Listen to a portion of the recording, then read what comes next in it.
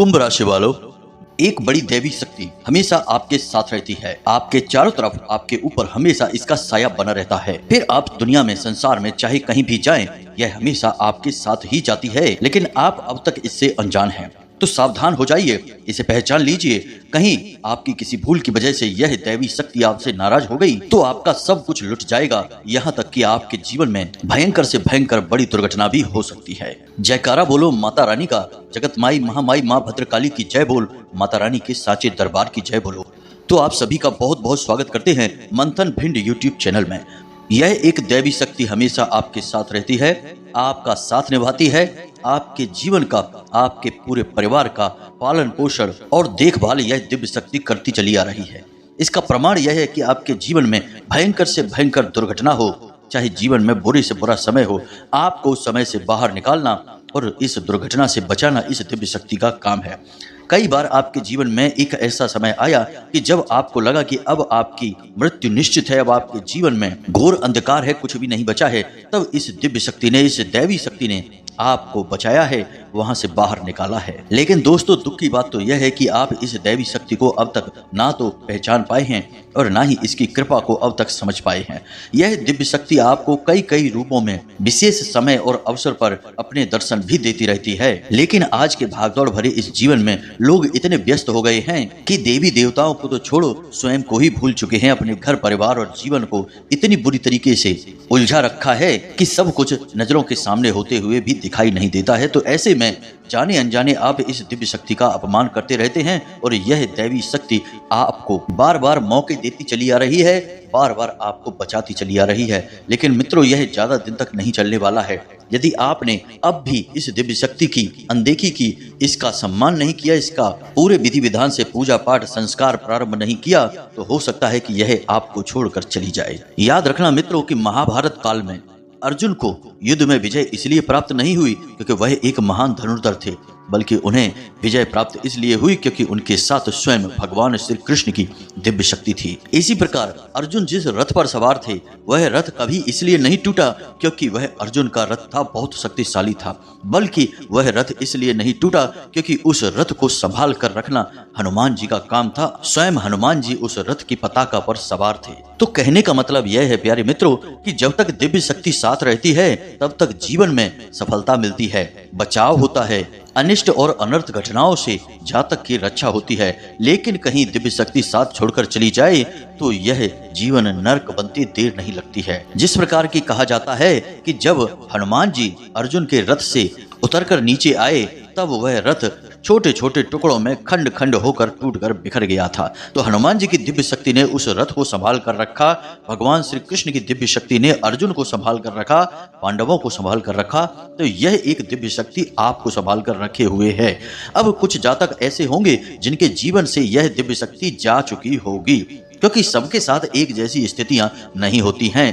तो यहाँ पर आज के इस वीडियो में हम आपको ना केवल इस दिव्य शक्ति के बारे में पूरी जानकारी देंगे कि यह आपके साथ है तो इसके क्या प्रमाण हैं, यह दिव्य शक्ति आपको किस रूप में कब कब किस समय पर दर्शन देती है, और यदि यह दिव्य शक्ति आपको छोड़कर जा चुकी है तो उसके क्या संकेत हैं, और कैसे आप इस दिव्य शक्ति को फिर से अपने आसपास बुला सकते हैं। जी हाँ मित्रों, अवश्य ही आप इसे अपने आसपास बुला सकते हैं क्योंकि यह आपके लिए ही बनी है, आपके स्वयं के उद्धार के लिए, आपके कल्याण के लिए यह दिव्य शक्ति आपके आसपास आई है। तो फिर परिस्थिति चाहे जैसी भी हो, आपको हर हालत में इस दिव्य शक्ति का साथ चाहिए और अपने जीवन को सुंदर बनाने के लिए इस दिव्य शक्ति की कृपा चाहिए। तो प्यारे मित्रों, पूरे धैर्य के साथ इस वीडियो को देखना।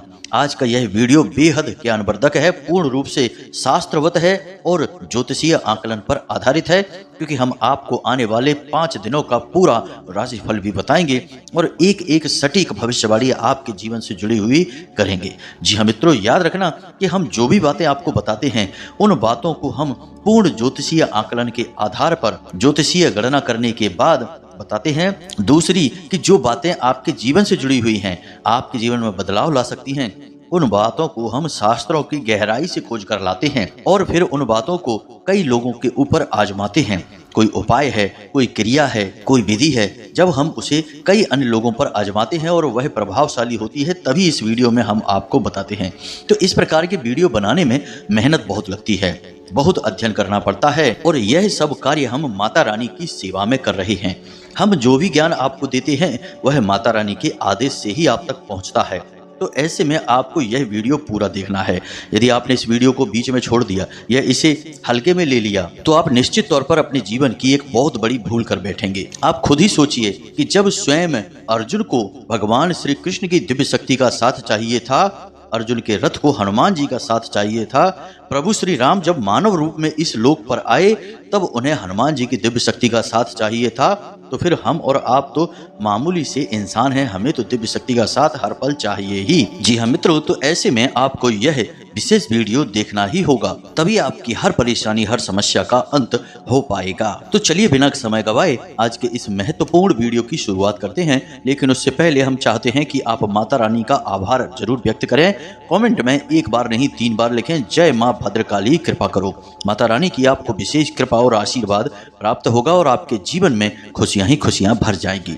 इसी के साथ साथ माता रानी के इस तुच्छ दास का आपसे एक छोटा सा निवेदन और है कि यदि आप चैनल पर पहली बार आए हैं तो आप इस चैनल को सब्सक्राइब करके बगल में जो घंटी का निशान है उसे भी अवश्य दबा ही दें, क्योंकि ऐसा करके आप हमारे और माता रानी के दिव्य परिवार के सदस्य बन जाएंगे और फिर धाम पर होने वाले हमारे द्वारा किए जाने वाले हर एक पूजा पाठ अनुष्ठान में जो भी प्रतिफल प्राप्त होगा उसमें कुछ न कुछ हिस्सा आपका भी अवश्य ही रहेगा, क्योंकि आप माता रानी के दिव्य परिवार के सदस्य बन चुके हैं। तो चलिए इस पवित्र कार्य को कर ही डालिए और जल्दी से चैनल को सब्सक्राइब करके फिर आगे बढ़ते हैं। प्यारे मित्रों, हम अक्सर आप लोगों के कमेंट पढ़ते हैं या हमारे व्हाट्सएप पर आप लोगों के मैसेज आते हैं। आप अपने जीवन की अलग अलग परेशानियों के बारे में हमें बताते हैं। कोई कहता है कि हमारे पति हमें छोड़कर जा चुके हैं, कोई कहता है कि हमारे जीवन में बहुत नकारात्मकता है, किसी ने किसी प्रकार की तांत्रिक क्रिया कर दी है, शायद इसी वजह से हमारे जीवन में बहुत बुरी घटनाएं घट रही है। कोई कहता है कि हमारे बच्चे का कुछ अता पता नहीं चल रहा है, वह गुम हो चुका है, और किसी के ऊपर कर्जा बहुत है तो किसी का व्यापार बिल्कुल ठप पड़ चुका है। मित्रों, देखा जाए तो ये सारी समस्याएं अलग अलग समस्याएं जान पड़ती हैं, लेकिन इन सारी समस्याओं के पीछे कारण केवल एक ही है और वह कारण है कि आपके जीवन में घोर नेगेटिविटी या यूं कहें कि नकारात्मक ऊर्जा प्रवेश कर चुकी है। अब आप जानते हैं कि यह नकारात्मक ऊर्जा जीवन में प्रवेश करती ही क्यों है और क्या यह नकारात्मकता यूं ही खुली घूम रही है जो किसी के भी जीवन में प्रवेश कर जाएगी। तो दोस्तों, इसका सबसे सही जवाब हम आपको देते हैं, शास्त्रवत इसका प्रमाणिक जवाब आपको देते हैं और इसका जवाब यह है कि जिस इंसान के घर में उसके कुल देवी या देवता का पूजन नहीं होता है उस इंसान के घर में और जीवन में हमेशा नकारात्मकता का वास रहता ही रहता है। और आप खुद ही विचार करके देखिए कि आज के इस समय में कितने ऐसे लोग हैं जो अपने कुल देवी या देवता को जानते भी हैं। बहुत सारे ऐसे लोग हैं जो बहुत धार्मिक हैं, पवित्र विचारों वाले हैं, फिर भी परेशान हैं, पीड़ित हैं, और जब हमने उनसे जानने की कोशिश की तो उन्हें अपने कुल देवी या देवता के बारे में कुछ भी अता पता नहीं है। अब लोग कुल देवी या देवता को प्रसन्न करने के लिए छोटे मोटे उपाय तो करने लगे हैं, दीपक आदि जलाकर रख देते हैं घर के मुख्य दरवाजे की दहलीज पर, लेकिन इतना काफी नहीं है। आप जानते हैं कि आपके कुल देवी या देवता कौन हैं? उन्होंने कई पीढ़ियों से आपकी रक्षा की है, आपके कुल के पालनहार हैं। आपके जीवन में जो भी कुछ अच्छा या बुरा घटित होता है वह आपके कुल देवी या देवता की निगरानी में, उनकी नजर में हर समय रहता ही है।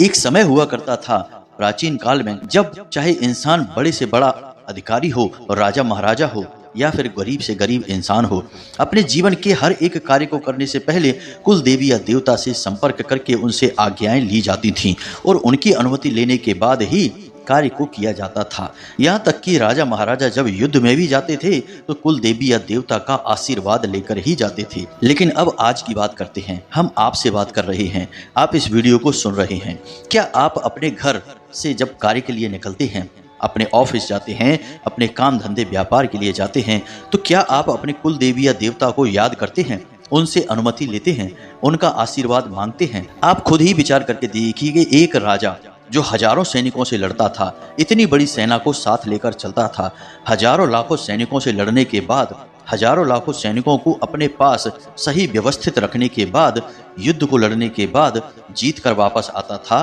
यानी कि उसे कितनी सिरदर्दी और कितनी परेशानियों का सामना करना पड़ता होगा। कभी कोई बीमार हो रहा है, कभी कोई घायल हो रहा है, कभी कोई मर रहा है, कभी राशन कम पड़ रहा है। हजारों परेशानियों को जूझ कर वह राजा युद्ध को जीत कर वापस आता था। यानी कितना बड़ा कार्य होगा। अब आपका काम धंधा व्यापार या आपका व्यक्तिगत जीवन कोई युद्ध तो है नहीं जिसमें आप हजारों लाखों लोगों को देख रहे हैं। वह तो छोटा सा काम है। तो अब जब इतने बड़े कार्य को करने के लिए राजा महाराजा कुल देवी का आशीर्वाद लेते थे, तो फिर आप क्यों नहीं लेते हैं?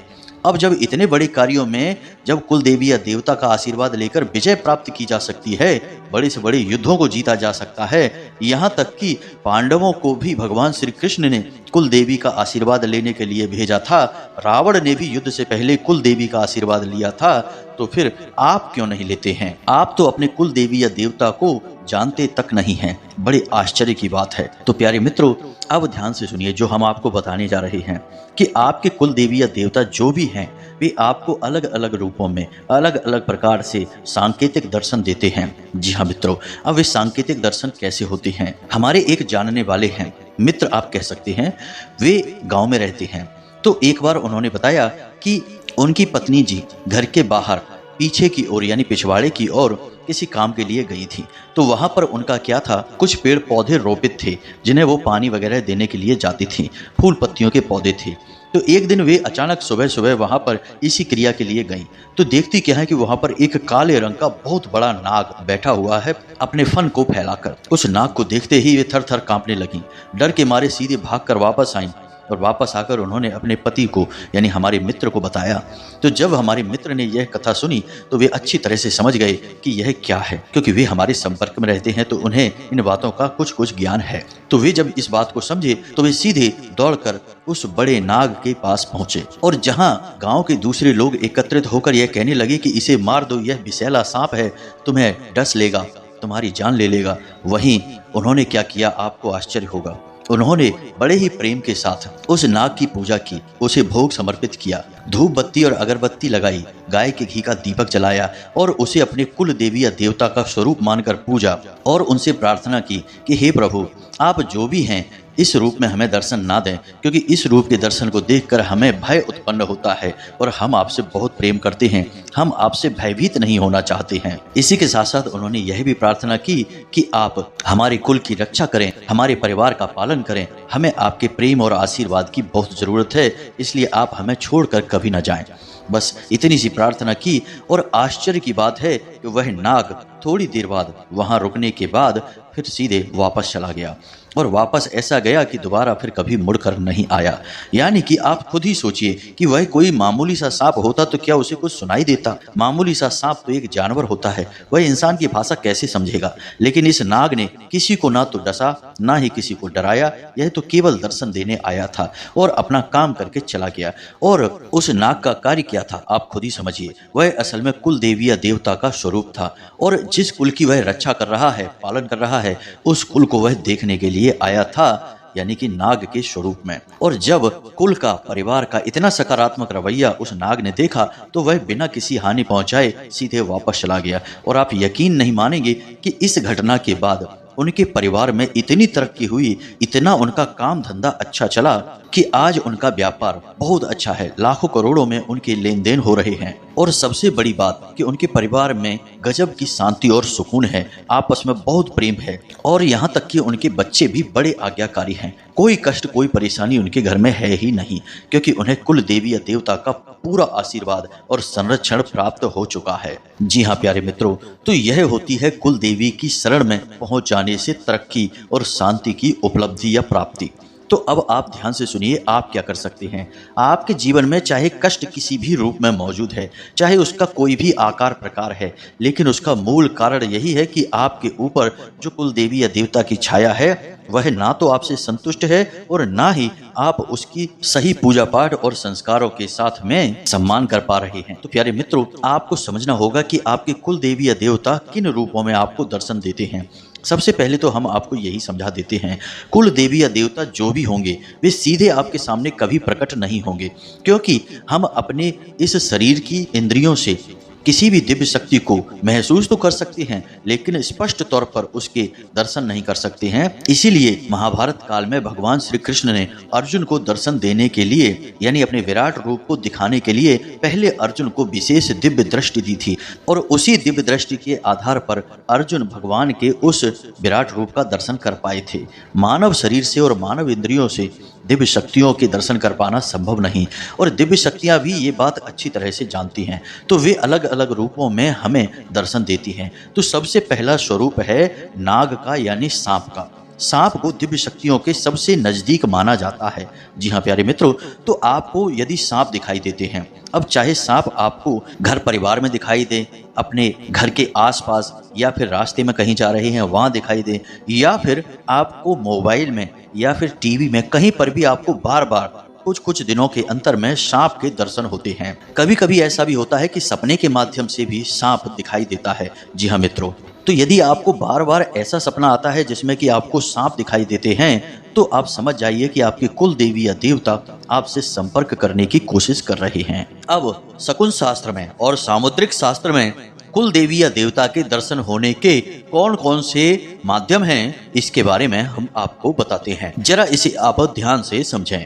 और फिर यदि आपको इन रूपों में कुल देवी या देवता के दर्शन हो जाते हैं, तो फिर आपको क्या करना चाहिए। कुछ ऐसे जरूरी उपाय जिनसे कि आपके कुल देवी या देवता जो आपसे संपर्क करने की कोशिश कर रहे हैं, किसी न किसी कारणवश वे आपसे प्रसन्न भी हो जाएं। तो उस उपाय के बारे में भी हम आपको बताएंगे वीडियो के अंत में। तो अब ध्यान से सुनिए कि शकुन शास्त्र और सामुद्रिक शास्त्र इस विषय में क्या कहता है। अगर आपके घर में, खास तौर से आपके पूजा घर में, आपको पीली छिपकली दिखाई देती है, जी हाँ मित्रों, पीली छिपकली यदि आपको दिखाई देती है, तो वह भी इस बात का प्रतीक है कि आपके घर में आपके कुल देवी या देवता का वास है, लेकिन आप उनकी अनदेखी कर रहे हैं। अब दूसरी बात कि आपके घर में कोई पक्षी अपना घोंसला बना लेता है, या फिर अनायास यूं ही आपके घर में घुस आता है और कुछ समय आपके घर में बिताता है, तो यह भी आपके कुल देवी या देवता का प्रतीक है। अब कोई ऐसा जानवर जो कि बाहर रहता है, यानी जिसे हम जंगली जानवर कह सकते हैं, जैसे कि नेवला है, गिलहरी है, ऐसे जानवर यदि आपके घर में घुस आते हैं और कुछ समय आपके घर में बने रहते हैं, उसके बाद अपने आप बाहर निकल जाते हैं, तो ऐसे जानवरों का आपके घर में आना भी कुल देवी या देवता के दर्शन का प्रतीक होता है। कभी कभी कुछ अन्य प्रकार के संकेत भी दिखाई देते हैं, जैसे कि आप सोकर जगते हैं और अचानक आपके दरवाजे पर, यानी कि आप सोकर जागे हैं और अभी आपकी नींद पूरी तरह से खुल भी नहीं पाई है और आपके दरवाजे पर कोई भिखारी आ जाता है या फिर गाय आ जाती है, तो यह भी आपके कुल देवी या देवता के आपके आसपास होने के प्रतीक हैं या प्रमाण हैं। अब याद रखना कि जो दिव्य शक्तियां होती हैं, वे किसी न किसी रूप में, किसी न किसी वो माध्यम बनाकर ही आपके सामने आएंगे, यानी उनकी ऊर्जा आपके सामने आएगी। अब जीव जंतु चाहे कोई भी बना रहे, उस जीव के माध्यम से देवी या देवता की ऊर्जा आपसे संपर्क करने की कोशिश करती है। अब दोस्तों, जब आपके कुल देवी या देवता आपसे संपर्क करने की कोशिश कर रहे हैं, तो आपको भी बदले में कुछ न कुछ प्रतिक्रिया अवश्य करनी चाहिए। अब पहली बात तो यह है कि यदि आप अपने कुल देवी या देवता को जानते हैं कि कौन है आपके कुल देवी या देवता, तो आप उनका पूरे विधि विधान के साथ पूजन करिए। उनके नाम से मंदिर में प्रसाद चढ़ाइए, नारियल चढ़ाइए और कन्या आदि का भोजन करा दीजिए। इससे देवी देवता प्रसन्न हो जाते हैं। दूसरा कि अब यदि आपको यही नहीं पता कि आपके कुल देवी या देवता कौन है, तो आपको उन्हें जानना बहुत अधिक आवश्यक है। तो सबसे पहली बात तो यह है, हम आपको पिछले कई वीडियो में भी बता चुके हैं कि अपने घर के बड़े बुजुर्ग सदस्यों से बात करिए, परिवार के अन्य सदस्यों से भी इस विषय पर चर्चा करिए कि हमारे कुल देवी या देवता कौन है, उसके बारे में कहाँ से जानकारी मिलेगी। तो यदि आपके घर के बड़े बुजुर्ग इस विषय में कुछ जानते होंगे, तो वे आपको निश्चित तौर पर बताएंगे ही। अब यदि उन्हें भी नहीं पता है, क्योंकि हो सकता है कि पिछले कुछ पीढ़ियों से आपके घर में उन देवी देवता की पूजा बंद हो चुकी हो, तो अब यदि उन्हें भी नहीं पता है, तो फिर आप क्या करें। अब आपके पास एक ही तरीका बचता है कि स्वयं कुल देवी या देवता अपने होने का आभास आपको कराएं, और इसके लिए आपको एक उपाय करना होगा। जी हाँ मित्रों, इस उपाय से 7 दिनों के अंदर आपके कुल देवी या देवता आपको स्वयं सपने के माध्यम से दर्शन देकर अपने होने का एहसास कराएंगे। यानी कि उनके दर्शन आंशिक भी हो सकते हैं, पूर्ण भी हो सकते हैं, या फिर सांकेतिक दर्शन भी हो सकते हैं।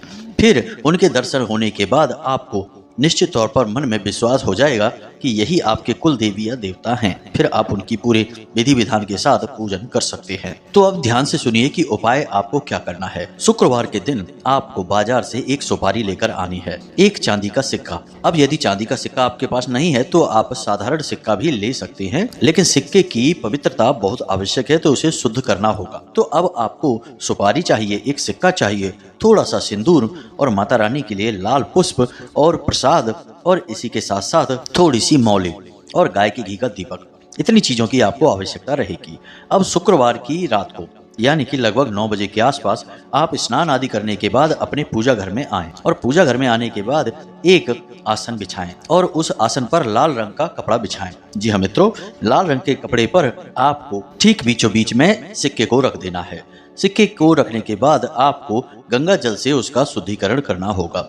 शुद्धिकरण करने के बाद में आपको उस सिक्के के ऊपर सुपारी रखनी होगी, और सुपारी को भी आप शुद्धिकरण अवश्य करें, यानी गंगा जल का छिड़काव उसके ऊपर अवश्य करें। अब आपने सुपारी को उसके ऊपर रख दिया है, अब सुपारी को शुद्ध जल से स्नान कराएं। शुद्ध जल से स्नान कराने के बाद एक टुकड़ा मौली का ले लें और उस मौली के टुकड़े को उस सुपारी के आसपास लपेट दें, और मन में ऐसा संकल्प करें कि हे प्रभु, हे माता रानी, हम आपको वस्त्र अर्पित कर रहे हैं।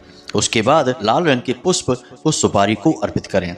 जब आप सुपारी को शुद्धिकरण के साथ पूरे भाव के साथ पूजन करते हैं तो वह सुपारी स्वयं एक दिव्य शक्ति को धारण कर लेती है, गौरी गणेश का रूप ले लेती है। तो आपको उसे पुष्प अर्पित करना है और बोलना है कि हे हमारे कुल देवी या देवता, आप जो भी हैं, हम आपको पुष्प अर्पित कर रहे हैं। उसके बाद जब आपने पहले मौली अर्पित की थी तो आपको बोलना है कि जो भी हमारी कुल देवी या देवता हैं, हम आपको वस्त्र अर्पित कर रहे हैं। उसके बाद आप प्रसाद अर्पित करें और यही बात प्रसाद के लिए भी बोलें। और उसके बाद आप कुल देवताभ्यो नमः इस मंत्र का 21 बार जाप करें। कुल देवताभ्यो नमः मंत्र बहुत ही सरल है, आपको इस मंत्र का 21 बार जाप करना है। और 21 बार जाप करने के बाद आपको मन में ऐसा संकल्प करना है कि हे प्रभु, हे माता रानी, आप जो भी हैं, हम आपके बारे में नहीं जानते हैं, अज्ञानता बस हम आपको भूल चुके हैं, लेकिन अब हम अपनी भूल सुधारना चाहते हैं और हम चाहते हैं कि आप अपने होने का हमें किसी न किसी रूप में प्रमाण दें, एहसास कराएं, चाहे स्वप्न के माध्यम से, चाहे किसी अन्य माध्यम से। बस इतनी सी आपको प्रार्थना करनी है और जाकर सो जाना है। जब आप सोएं तब आपको मन में ऐसा संकल्प रखना है कि आज आपकी कुल देवी या देवता आपको सपने के माध्यम से अपने होने का आभास कराएंगे। बस इतना सा आपको करना है। अब यह उपाय आपका शुक्रवार से शुक्रवार तक चलेगा, यानी कि बीच के 7 दिनों में किसी न किसी दिन में निश्चित तौर पर आपके कुल देवी या देवता आपको सपने के माध्यम से संपर्क करेंगे और अपने रूप का, अपने होने का आपको एहसास कराएंगे। यह बहुत ही प्रामाणिक उपाय है। सैकड़ों हजारों लोगों को इस उपाय के माध्यम से अपने कुल देवी या देवता के होने का आभास हो चुका है। आप भी इस उपाय को करें, और यदि आप इस उपाय को करके अपने कुल देवी या देवता के होने का एहसास कर लेते हैं तो उनके धाम में जाकर उनका विशेष पूजा पाठ करें। धाम यानी कि उनका मंदिर, जो भी नजदीकी मंदिर हो उस मंदिर में जाकर उनका विशेष पूरे विधि विधान से पूजा पाठ करें, और अपने घर में उनकी एक तस्वीर, एक फोटो स्थापित करें और उसका नियमित पूजन करें। इससे आपके जीवन में किसी भी प्रकार का कष्ट हो उसका नाश हो जाएगा। मित्रों, याद रखना कि कष्ट के रूप अलग अलग हो सकते हैं, परेशानियों के रूप, रंग, कारण अलग अलग हो सकते हैं, लेकिन इनका मूल केवल एक ही होता है कि दिव्य शक्तियां आपका साथ छोड़ चुकी हैं, इसलिए नकारात्मक शक्तियों ने आपके जीवन में जगह बना ली है। जब देवता नहीं है तो भूत प्रेत होंगे, यदि प्रकाश नहीं है तो अंधकार होगा। इसी प्रकार जीवन की लीला चलती है। तो इसी के साथ साथ प्यारे मित्रों, अब यदि आपके मन में कोई प्रश्न उठता है तो आप कमेंट करके पूछ सकते हैं, या फिर व्हाट्सएप नंबर पर जो डिस्क्रिप्शन में दिया गया है उससे हमसे सीधे जुड़ सकते हैं। धाम से सारी जानकारियां हासिल कर सकते हैं। याद रखें कि कॉल ना करें, फोन पर बात कर पाना सभी से संभव नहीं है। इसी के साथ साथ आज के इस वीडियो को विराम देते हैं। हमेशा हंसते रहिए, मुस्कुराते रहिए, सकारात्मक रहिए। याद रखना कि माता रानी की कृपा और छाया आपके ऊपर आ चुकी है, क्योंकि आप धाम से जुड़ चुके हैं, माता रानी के दिव्य परिवार के सदस्य बन चुके हैं। तो प्रेम से बोलिए जय माई की जय, मां भद्रकाली। माता रानी आपका कल्याण करेंगी। धन्यवाद।